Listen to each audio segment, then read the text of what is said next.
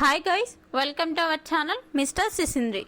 Big boss season 8లో దమ్మున్న ఏకైక కంటెస్టెంట్ ఎవరు అంటే అందరికీ టక్కున గుర్తుకు వచ్చే పేరు నిఖిల్. బిగ్ బాస్ హౌస్లో నిఖిల్ ఒక మంచి లీడర్లా కొనసాగుతున్నాడు.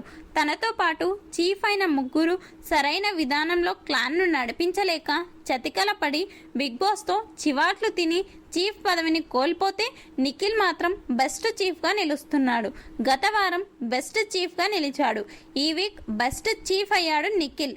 తన టీం మెంబర్స్ను తన మాటలతో కంట్రోల్ చేస్తూ అందరినీ గేమ్ ఆడేలా చేస్తూ క్లాన్ విజయానికి కృషి చేస్తున్నాడు.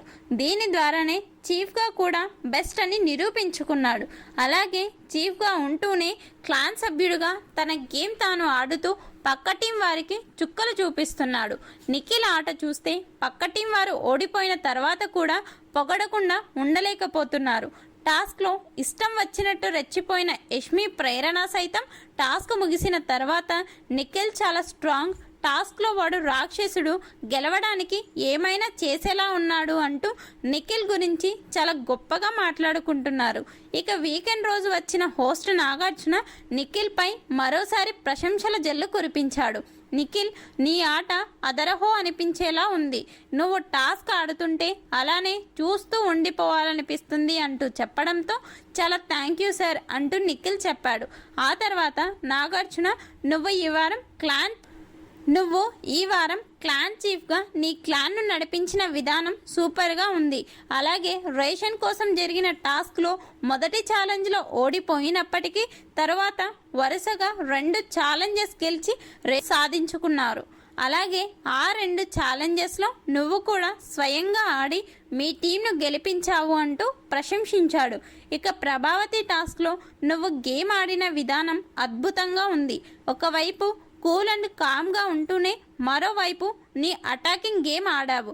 గెలిచేందుకు నీకు ఉన్న ఏ చిన్న దారిని కూడా వదలలేదు.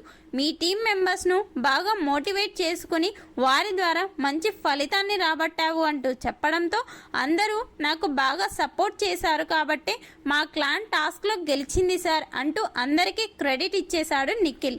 ఇక రెడ్ కలర్ గుడ్డు చూడగానే తీసుకోవాలి కదా, మళ్ళీ మీ టీం మెంబర్స్తో మాట్లాడి తీసుకోవాలా అని ప్రశ్నిస్తే, లేదు సార్ అది రెడ్ కలర్లో ఉంది కదా, ఏమైనా డేంజర్ అనుకుని ఆలోచించి ఒక మాట అడిగా, తర్వాత తీసుకున్నా అంటూ చెప్పడంతో ఆ గుడ్డు అభయ్ టీంకి దొరికింటే సీన్ రివర్స్ అయ్యేది అంటూ చెప్పాడు.